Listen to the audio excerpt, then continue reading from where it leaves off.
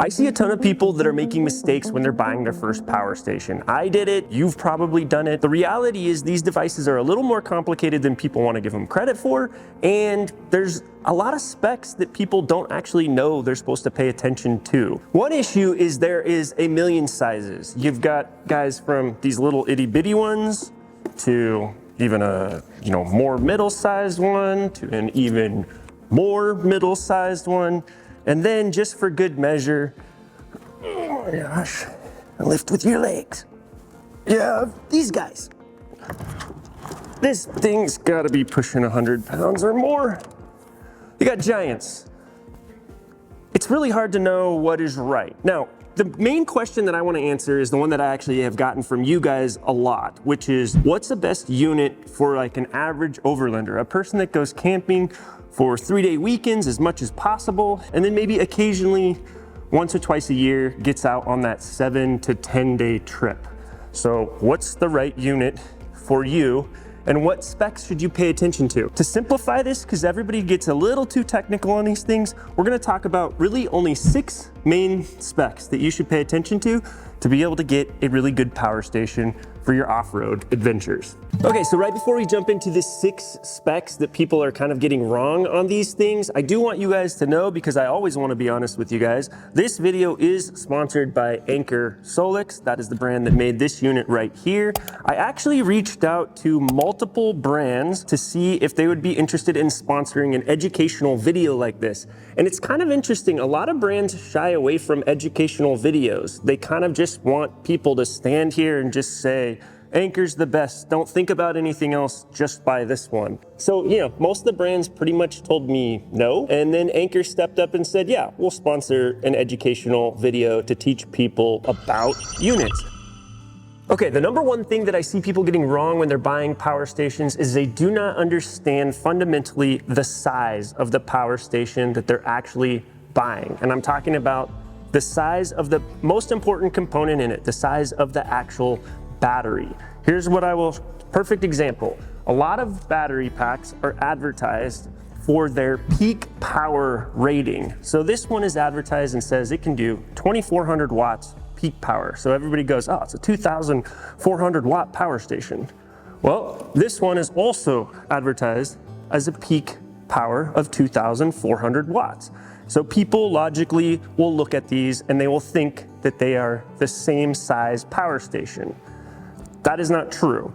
This one has a 1,056 watt hour battery in it. This one has a 614 watt hour battery. What that means is, think of a light bulb. Everybody's heard of a 100 watt light bulb. A 100 watt light bulb uses 100 watts of power per hour that it's on, continuously on. So this could power a 100 watt light bulb for about 10.5 hours before it would be dead. This one can power a 100 watt light bulb for about 6 hours, and then it would be dead. So that's the difference in the actual size of the actual battery. That peak power rating that says 2,400 watts, that's just saying the max amount of power that you can draw out of this thing at any given time before you start popping fuses is 2,400 watts. If you think about it, you're not really going to be using anything that powerful on these very often. 2,400 watts of power coming out of this thing at once would drain the battery in this in about 30 minutes. On this one, it would only last about 15 minutes, right? If you think of really high power things that you're going to potentially use when you're camping, think things like electric blankets. If you ever plug in one of those hot pads that you can like cook pancakes on and stuff, those can use a lot of power, sometimes as much as 700, 800, 900 watts. If for some reason you bring a little portable microwave, microwaves use a lot of power, but again, you're still only in that like 900 to 1,000 watts. So to try to max out 2,400 watts of peak power, you would have to like have a blender, a toaster, a hot pad, and a microwave, and then you'd finally pop the fuse on this thing, and it would tell you, unplug something, right? So 2,400 watts of surge power is awesome. The highest device that I actually have, believe it or not, is a blower that I use to blow up rafts. And when the fan is first taking off, it draws a ton of power. Once it's fully running, it uses hardly any. But to power it up to full power, it actually uses over 1200 watts just for about 20 seconds. But that makes it too powerful to use with this unit. This unit, this little itty bitty guy, this one is actually max peak power of 1200 watts. So you do need to know how to do the two different things. These are two first biggest mistakes. Learn how to shop for a unit based on the actual size of the battery that you need. Then look at what you're going to power and see how many of the things you're going to use at the same time, and look at what they're rated for on how many watts they'll draw, and just make sure that your peak power covers those devices. So in my case, this one's not quite high enough for rafting. Both of these are fine. That now is your two biggest mistakes that people make: understanding watt hours versus peak power. Okay, so now that you know how to shop what size battery, you need to learn how to shop what type of battery. The older types of battery packs that you find out there have what was called a lithium-ion battery. Those are a little bit dated technology now, but what you're gonna find out is when the newer batteries that everyone's switching to now, which are called a LiFePO4, which is a lithium iron phosphate battery. When everybody started switching to those, there's lots of that old lithium-ion batteries floating around at bargain prices. So you're gonna find that there's a lot of knockoff battery brands that buy that stuff up, throw it together, and they're gonna sell you a nice big battery pack, but it's going to seem, the price on it's just gonna seem a little bit too good to be true. And then when you try to figure out what type of battery that it has, you'll find that it will be buried in the specs in a really obscure place where you're barely gonna be able to find it. So what I would tell you guys to be conscious of is you're gonna wanna look for battery packs that have a LiFePO4 battery. When they have that, it's going to be advertised pretty prevalently because that is the latest tech. And the people that are actually using that want you to know that they're actually using the best tech. The biggest difference with these is they're a very stable battery. They can charge pretty quick. And then on top of that, the biggest thing is they have a lot longer life. So you're gonna see batteries that have the LiFePO4 where they're gonna say like, this has a 5-year warranty, but they're actually telling you that it should have a 10-year lifespan. And that's pretty impressive. For a device that you charge up and drain and charge and drain and charge and drain, to be able to say that you can use that same battery for 10 years is pretty incredible. So that is a LiFePO4 or a lithium iron phosphate battery. You're gonna wanna look for battery packs that have that. Okay, so next up is, I'm gonna call it the head unit. I mean, all of these battery packs that we're looking at, inside of them, they have a battery. But separate from the battery, they have a controller and a brain that's running all this stuff, and they have additional features beyond just the size of the battery. So when you look at a head unit, this one I love because it's 1056 watt hours. So like I told you, for a 2 to 3 day weekend, this is kind of the perfect size for me. But let's say I go off the grid and I camp down in Baja for 10 days straight. And we're gonna be driving a lot. So I might not be able to pull over very often and throw a solar panel out while it's still daylight. What I love about this is this one's expandable, right? So on the side here, you've got this whole own set of plugs in here. We're plugging in an additional battery that can sit right on top of here. And it's cheaper than this unit because it doesn't have to reproduce all the head unit and brain. This one has the brain. So the second unit is just another battery that doubles the capacity of this. So what I love about this, right now when everybody's building their overland builds, they're making their trucks too heavy, you have too much weight, you have too much gear. If I'm only running out for the weekend, I can take just this. This thing is light and small, right? But if I'm going on a longer trip, I can bring a secondary pack, and this is expandable to twice the size. One thing you're gonna notice is units that are not like the knockoff brands out there, like this one, you know, like an actual quality unit, are going to be expandable. This guy right here is not expandable, and neither is this one. So I think the coolest thing about the expandable one of the mistakes people are making right now is they either go and they buy way too big of a battery and they have to lug all that extra weight around with them everywhere they go, every time they go on a trip, even though they maybe only need it once or twice a year. So what I would encourage people to do, if you're kind of a weekend warrior, start with the smaller unit and enjoy the fact that it's light and easy to use. but then go with a unit like this that is expandable. So just in case, after a while, you really get into this, you get even more into overlanding, you're going on more and more trips. Now, instead of having to go get rid of this and go buy a whole nother unit, you can always just add the expansion battery later on once you're doing the level of adventures where you actually need that. So start small, but start small with one that actually has expandability. Okay, so now we're gonna talk about the stuff that you can't see on the outside of one of these units. And this is the stuff that is really hard to understand without just being able to test a bunch of units, like I've had the privilege of being able to do. So this is more about the battery management system, the brain, the actual firmware that runs these things. Is it a smart unit or is it a dumb unit? And I've got a really good example of this. This was charged yesterday at the exact same time that this was charged. Charged them both up to 100%. They have nothing plugged into them. They're unplugged from their chargers.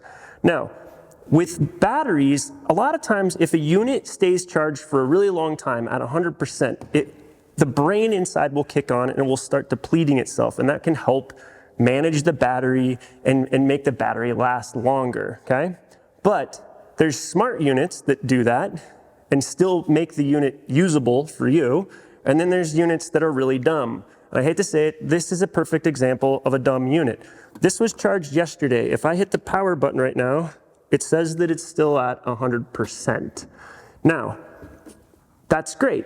If I leave this in my shop for a month, after a month and I don't use it at all, it will start powering itself down to protect the battery and take care of the battery at some point. It's got a good brain.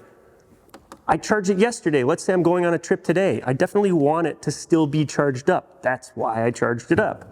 Look at this one. I charged this one yesterday.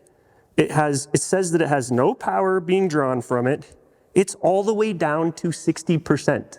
It started at 100% yesterday, has had nothing plugged into it, and it's uncharged itself 40%.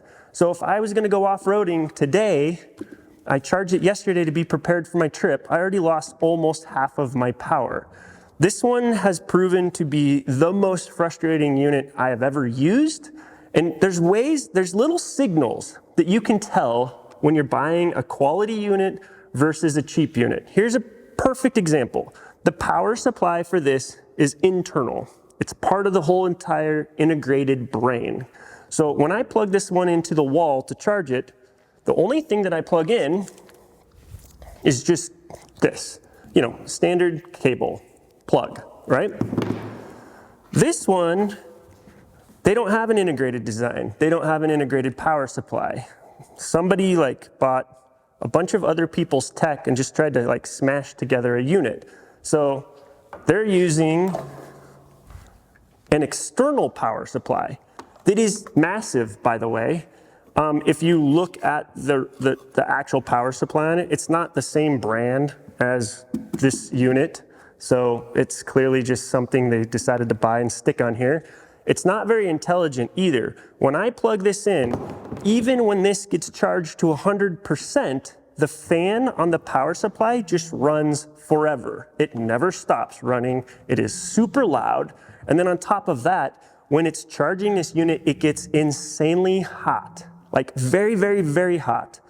Then also, just randomly in the middle of the night, sometimes when it's charging, it just starts beeping and alarms sound. But it doesn't give you any error code. It doesn't start on fire. But I'm pretty much scared to leave this plugged in overnight because it's really obvious that whatever brain they have managing the batteries in here and the power supply, they don't actually talk to each other at all.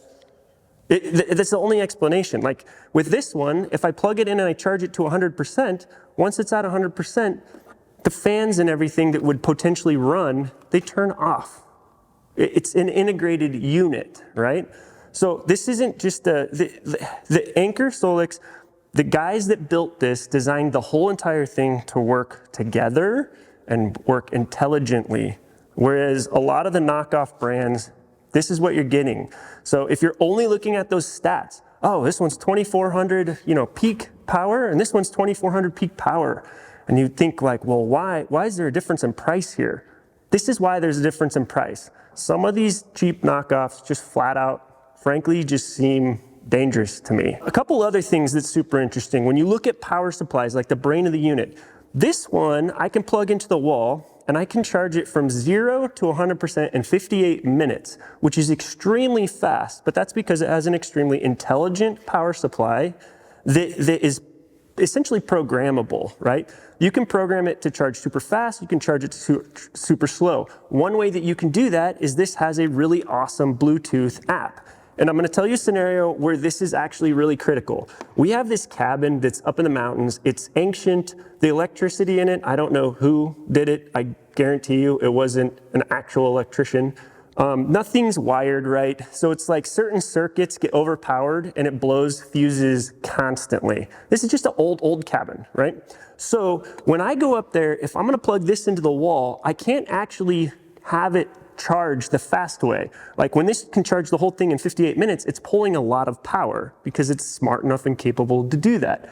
So I actually can go into my app and say, you know what, don't do your super fast charging, only charge at 300 watts because then you won't pop the fuses in my cabin. So I can turn it down just via Bluetooth and tell it use 300 watts. When I'm in my garage where I have tons of power, I can tell it to go all the way to the max and charge the whole thing from 0 to 158 minutes. Now, just understand how cool that is. I am a procrastinator. I always forget when I'm packing to do things like, oh, plug in, your power pack before you leave, so you don't be behind and have to be constantly like using solar to top it off, right? When you can charge something in 58 minutes when you're a procrastinator and you forgot, that's incredible. This thing right here has, remember, a much smaller battery. This is 614 watt hours versus 1056. This one takes 2.5 hours to fully charge. And then somehow magically, as soon as you unplug it, it immediately starts uncharging itself. So the brain that you're paying for in a unit is critical. This is the reason there are name brands out there that are known, like Anker SOLIX, like some of these guys. You want to avoid some of the knockups where the pricing just looks a little too good to be true. It's because it is too good to be true. This is not just because these guys sponsored this today. There's multiple companies that make good brains on these things. Anker is a great example of them. To be able to power and charge in 58 minutes, this big of a battery pack is incredible. To risk burning down your house every time you charge with a power supply that will never turn itself off, that gets super hot and takes 2.5 hours to charge almost half the size battery. This is a huge difference in performance. Just pure usability. It's gonna come down a lot of times for you to how many different devices are you gonna try to charge at the same time, and does which one meets your needs, right? So on pure usability, pay attention to the ports that are provided. Like I already talked about, like this one has an expansion port. A lot of the cheap knockoffs that are the same size as this one don't have an expansion port. That's a big deal. But also just the array of plugs. You'll see people cheap out a lot of times where they'll offer USB-C, but they won't offer a USB-C that's capable of doing the full 100 watts, where it can power like a MacBook Pro, right? So you wanna check, like just because it has 2 USB-C ports doesn't necessarily mean it has 2 good USB-C ports, right? The other thing is like the USB ports on here are the kind that you would have on a computer where it can kind of sense the device and it can adjust the power for the device that you're actually feeding. So that's why they have the little IQ on these ports. A lot of them don't have that. They can't do the intelligent charging, okay? The other thing that's crazy is like, this one is the most I ever see. This thing has 6 plugs on it, and I charge a lot of camera gear. So even though it doesn't use a lot of current to charge, I need tons and tons of ports constantly to charge. So having 6 plugs on this is kind of insane. If you looked at the competition of the other ones that we had up here, this one has 3, this little tiny guy, this one has 2. You remember that big behemoth? It's right here that weighs 100 pounds. I'm not gonna lift it up again because my back already hurts. That thing is huge. That one's like a home backup one. That one only has 4 ports. This one has 6. So you have a lot of flexibility in charging. So just when I'm talking usability, it's just look at the ports, do your research on how many watts can these little ports like the USB-C support. Is it going to be enough to run your computer and different things like that? Do your research on that. And again, it's going to be that classic thing. You're going to look at like a really cheap one that seems like a great bargain, and then you're going to start doing your research. You're going to find out every single thing that they could do to be cheap, they did. And the only thing that they went high on was maybe like the size of the battery and its surge power, because those were the only things that people knew how to shop for. And then they ignore all the other stuff that matters actually a whole lot more for the long-term usability of the actual unit.